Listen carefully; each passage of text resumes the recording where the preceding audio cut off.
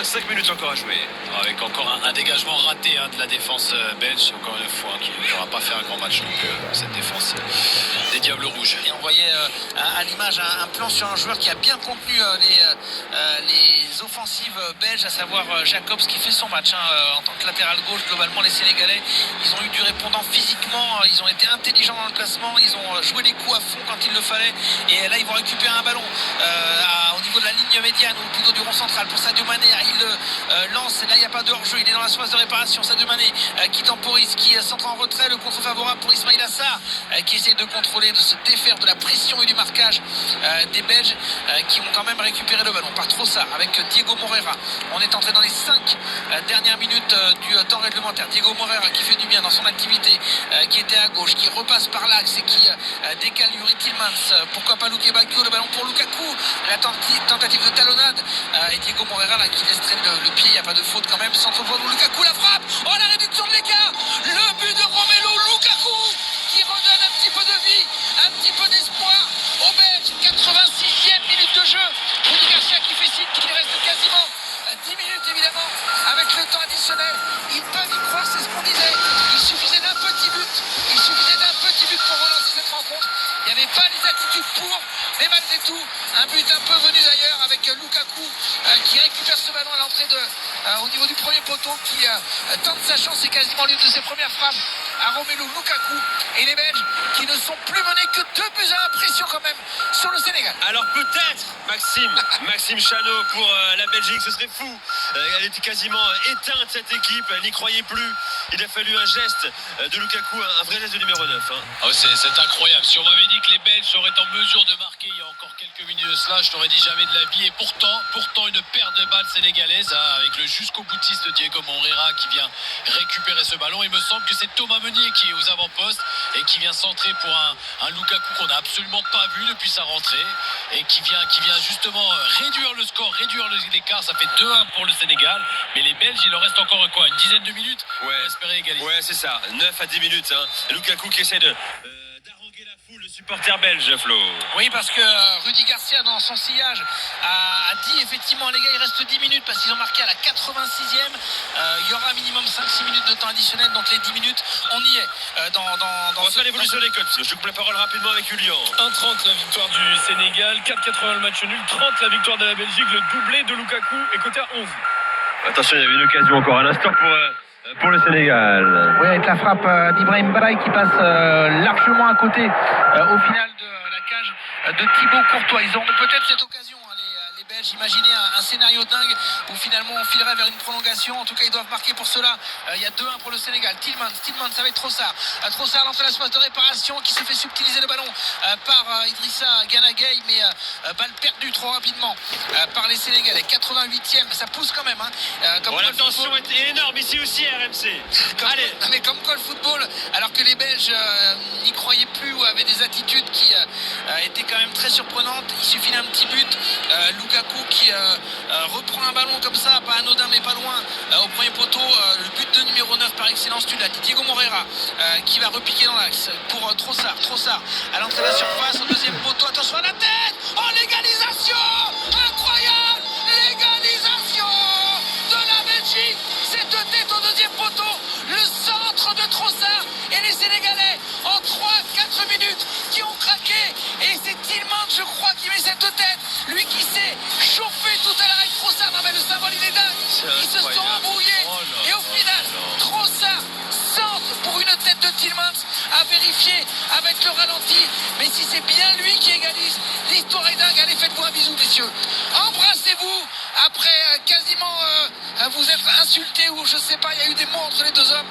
L'égalisation de la Belgique en 3 minutes, Tillmans permet aux Belges d'y croire à nouveau. Et il n'y a pas d'enjeu, il n'y a pas de faute, ce but sera validé de partout. Qu'est-ce qu'on est en train de vivre avec Flo, avec Maxime, avec vous sur RMC, ou comment être mauvais, nul, médiocre pendant 85 minutes et revenir à 2 partout dans la fin du temps réglementaire. Incroyable retournement de situation, Max. Oh là là, mais quel scénario, quelle fin de match. Qui l'aurait cru, qui aurait pensé que ces Belges seraient en mesure, même De marquer un but aux Sénégalais, ils n'en ont pas marqué un, ils viennent de marquer un second but par l'intermédiaire de Tillmans, alors avec une erreur du gardien sénégalais qui est un peu sorti aux fraises, et derrière qui c'est, c'est le capitaine Tillmans qui vient marquer ce deuxième but de la tête, c'est pas le plus grand, et pour autant les Belges sont de retour, ils sont toujours pas à la maison. Sincèrement, attention les prochaines minutes, parce que les voix appuient, encore une fois les Belges, ils sont sur une pente ascendante, ils viennent de prendre un coup derrière le casque, les Sénégalais, terrible Flo. Oui, après on va aussi le voir d'un autre côté, celui des Sénégalais, ils n'ont pas le droit.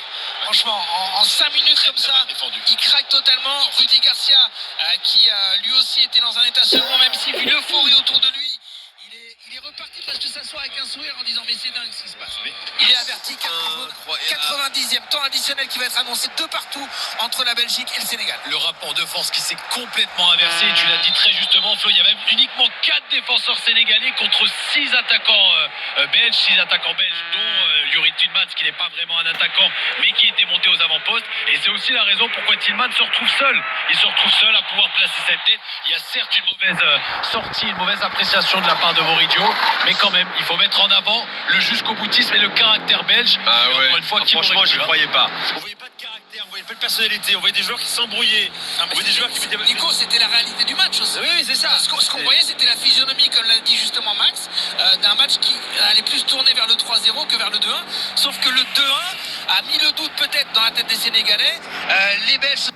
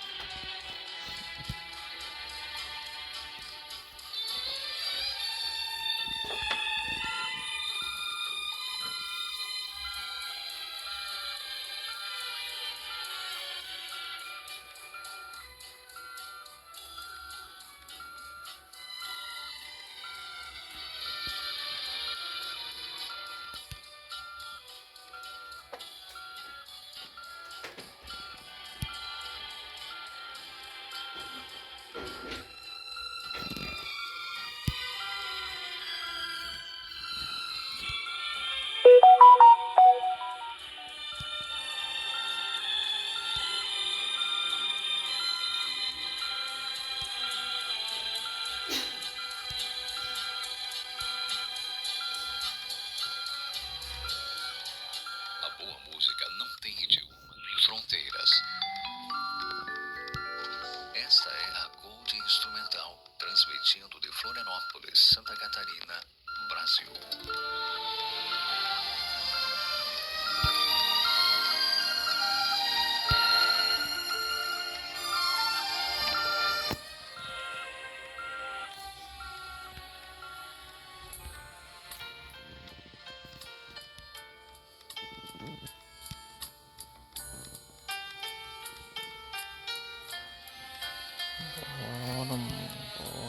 Poxa. Agora travou mesmo.